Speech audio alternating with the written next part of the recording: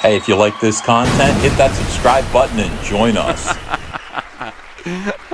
How many times do these people need to be shown? There have been hundreds of examples now of companies that hire woke activists based on their identities, and then they're surprised when these worthless employees lead a campaign to advocate against the company itself. It's happened so many times you would think they would learn, but they don't. Welcome to Comic Artist Pro Secrets. It's me, Ethan Van Sciver, your friend, 28-year veteran of the comic book industry, comic book artist myself. This is my book, Cyberfrog Wrecked Planet. Check out Scorpion, the big bad from Cyberfrog, on a bridge overlooking what's left of Philadelphia. His ally, Spite here, been invaded. Philadelphia, in fact, the entire planet's been invaded by vicious alien hornets who eat human flesh, turn it into paper, and then just have turned all of everything that human society has built into their disgusting, miserable hive. Look at Philadelphia here now. Terrible. This is great color work from Kyle Ritter. I want to shout out Kyle. And you might be expecting this book. I hope that you are. I also hope that you're aware that we've got the Cyberfrog action figures and only 8 more days to go before we close down this campaign.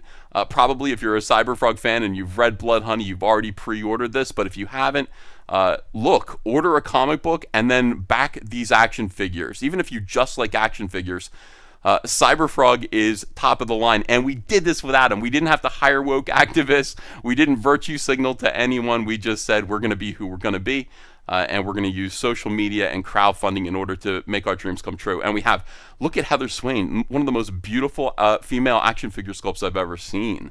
I mean, this is something else. And we've only worked with the best. We've had sculptors who have worked for Sideshow and McFarlane, the best of the best, worked on these toys.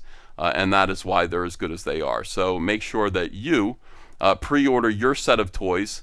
When you back a campaign, you're helping to make these things happen. You're helping to make, whatever product it is, the comic book, the toy. You're helping to make that actually happen. You're a producer. And that means that you get yours first. You get them at the lowest price. Everybody else has to wait, and they're going to pay more. So we thank you for your support. All right, let's see here. Back to this silliness. Netflix fired the employee who organized a walkout in solidarity with trans workers. Why do you people poison your own companies? I don't understand it. You hire activists. At this point, it should be easy to check and see who it is that you're hiring. Just go look and see how rabid their Twitter is about social justice issues. They don't bring anything else to your company. All they are going to bring is static, strife, and pain and conflict. They are going to seek to control your company from the inside. It happens over and over and over again. So if you want to hire subversives, go ahead, but don't say you haven't been warned. We're warning you. You're hurting yourself. All right. So, and by the way, let me just compare this to another situation. This is how to deal with feeling like something that your company is doing is out of line with your own personal values. Gabe El Taib walked away from DC Comics just recently because they changed the Superman slogan, Truth, Justice, and the American Way, into Truth, Justice, and a Better Tomorrow. And Gabe had felt for a long time that there was a strain of serious and perverse anti-Americanism running through the company. And he just said, I can't take it anymore. My family are recent immigrants to America. We value Americanism. We've seen what the rest of the world is like. We know what freedom is. We know what it is to live in freedom. And why is it that so many Americans have taken that freedom for granted and spit on it and aren't proud of it? Why? Why are we apologizing to the rest of the world for how wonderful Americanism is? Now, it takes recent immigrants, people who are new to freedom and who have seen communism, who have seen fascism and authoritarianism, who have seen corrupt systems, socialism, people who have actually lived under those systems. It takes those people to actually realign us and re-educate us about how important Americanism is, how important our liberties and freedoms are. And so, Gabe El Taib, we want to welcome you to Comicsgate. We're so happy to have you here. Go join his channel if you would, Gabriel El Taib. Watch his first video, and you are going to be, I think, moved by his first video, which he just put out today. I mean, his thoughts are really something else. They're profound. On the opposite end of the coin, you have people who instead are going to threaten the company that they work for and organize boycotts and all this stuff. It's just silliness. If this is how you feel, go work for yourself. Netflix fired an employee who led the company's trans employee research group and planned a walkout on October 20th. That's today. A current and former Netflix employee with knowledge of the situation confirmed to TechCrunch. Termination was first reported by The Verge. Good, fire them. Netflix workers planned the walkout to protest statements that its co-CEO Ted Sarandos made about Dave Chappelle's recently released special, The Closer. The company claims that it fired the employee in question because the company suspects that they leaked internal information. I don't know if that's true or not. That could just be an excuse, but it doesn't really matter. I think, again, this is a good reason to fire someone when they are actually working, once you realize that they are actively working against your company. But here's the thing. The thing is, you should already know that. There is no way that you're going to ever please social justice warriors. All they know how to do is advocate for social justice, and they will take a stand against any perceived slight. And we'll talk about that in a second. I'm going to show you a little bit, some of my earlier thoughts about this whole thing. But in any case, let's see, Terrafield. I worked at Netflix. Let me see this here. I don't know who this person is, but they blocked me. That's wonderful. I worked at Netflix. See, they all know who I am. Yesterday, we launched another Chappelle special where he attacks the trans community and the very validity of transness. Did he really? All while trying to pit us against other marginalized groups. You're going to hear a lot of talk about offense. We are not offended. Soon after, Netflix suspended Field and 2 other employees for attempting to attend a director-level meeting that they weren't invited to. What did they storm an actual executive meeting? You're not supposed to do that. That isn't where you belong. But Field was reinstated the next day after finding that she didn't try to attend the meeting with ill intent. In fact, the director has shared the link, leading her to think that she could attend. But some Netflix employees were fed up, especially after Ted Sarandos wrote in an email to them that content on screen doesn't directly translate to real-world harm. Oh, Ted, what a great guy you are. Yeah, one of the things that SJWs always do is talk about how everything is harming them. Harm. Harm is a word. They have plenty of buzzwords that are effective because they're ill-defined. You're not quite sure what they mean. Harm and harassment is another one. Criticism is harassment. Saying hello to them the wrong way is harassment. Everything turns out to be harassment, and we all know harassment is a word that nobody wants to be accused of being involved in. It's a very effective word. Harm, I guess, is another one. So Ted just came right out and said, look, when we put out videos, we're not harming anyone. We're just not. Now, you can go back and forth about that. I'm not sure that that's necessarily true, but it's definitely true in this case. It's definitely true when a comedian comes out and speaks his mind. Not so true in the case of something like Cuties, Ted. But, of course, he said, we have Sex Education, Orange is the New Black, Control Z, Hannah Gadsby, and Dave Chappelle all on Netflix. Key to this is increasing diversity on the content team itself. This is interesting. Diversity, again, meaning diversity of ideas rather than just, hey, we're hiring more woke activists based on their identity, which is what diversity actually means to these people. Now, you can't hire, diversity doesn't mean diversity of thought. We know that. Diversity does not mean we want all kinds of different points of view.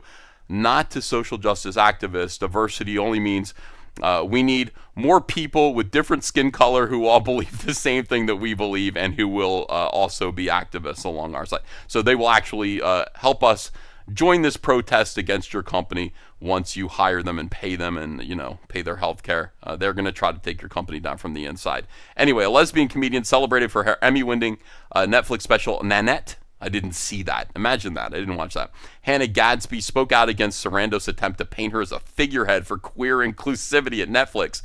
You didn't pay me nearly enough to deal with the real-world consequences of the hate speech dog whistling you refuse to acknowledge, Ted. Oh, God, this language. These people. I'm telling you, SJWs, they all say the same things.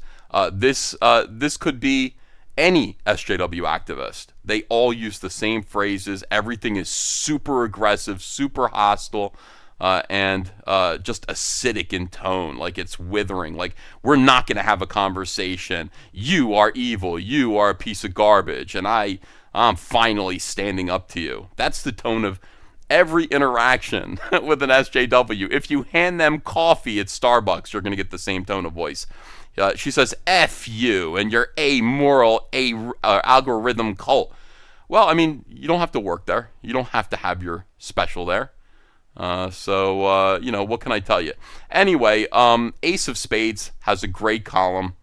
I don't know if you follow this blog here, Ace of Spades headquarters, but he's a conservative.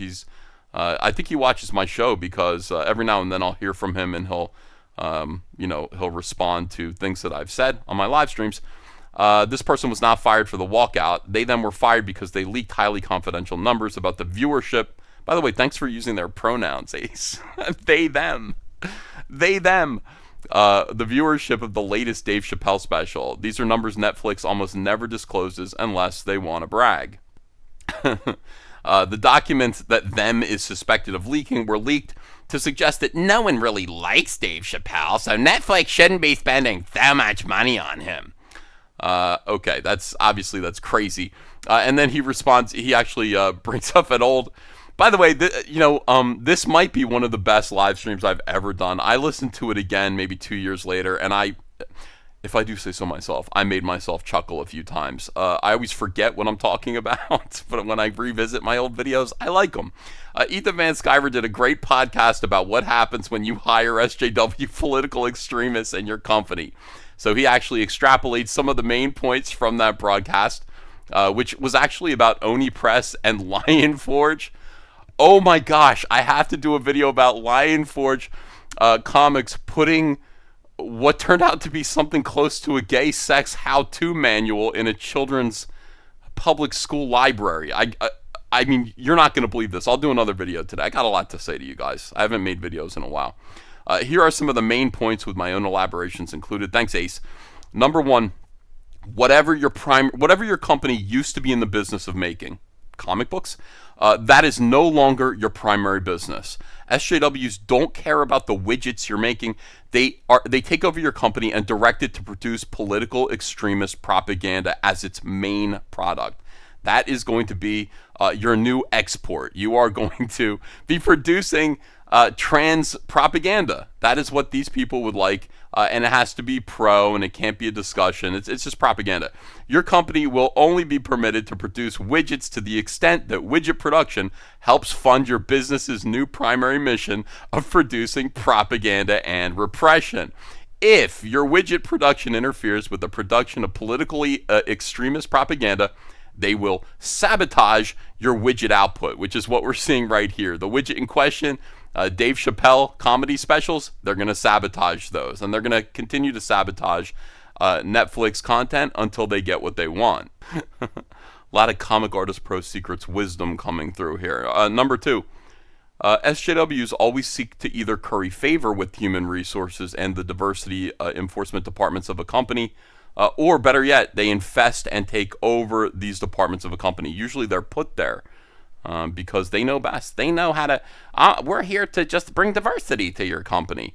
And that doesn't exist. That isn't a real thing. There is no diversity that's not a real job. There's no reason to make that. That's a job that's invented to silence activists. And that is the way to put them in a position of power in your company.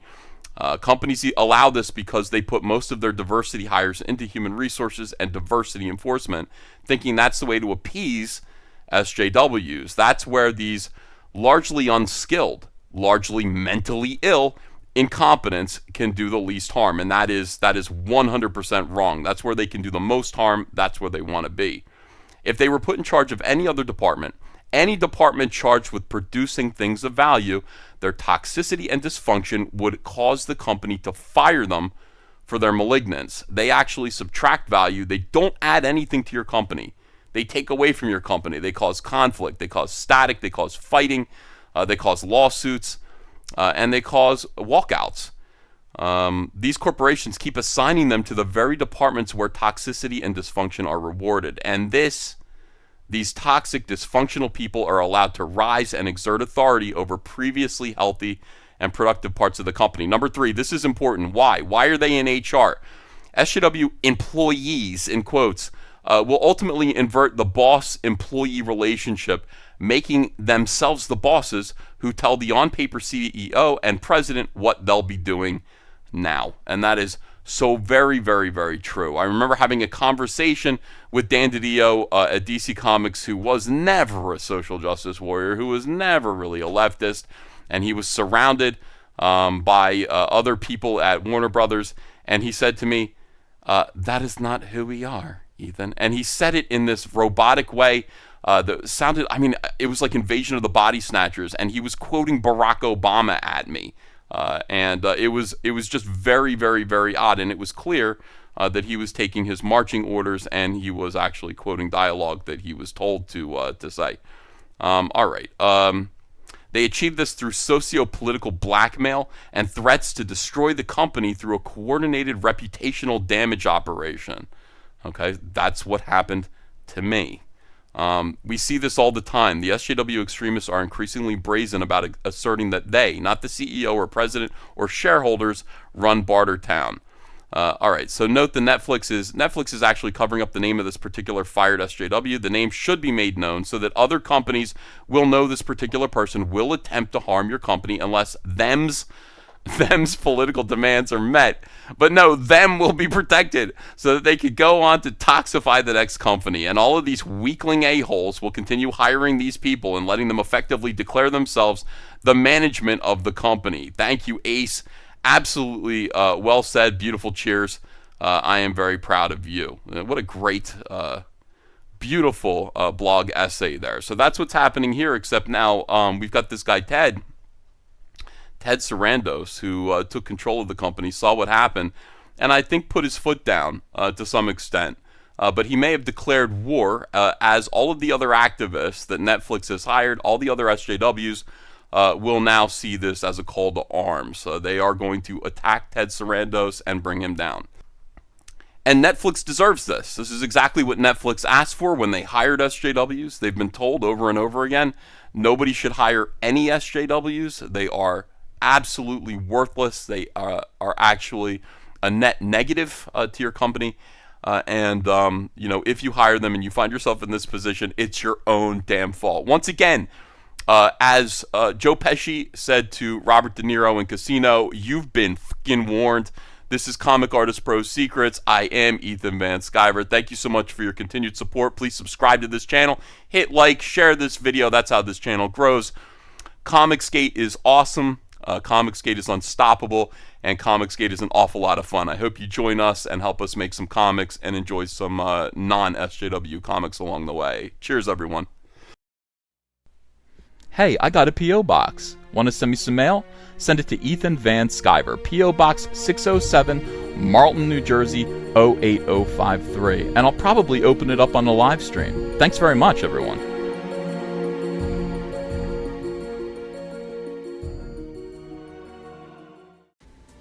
Hey, you want to follow me on Twitter? Are you sure? Well, if so, I'm at Ethan Van Sciver. That's at Ethan Van Sciver. See you there.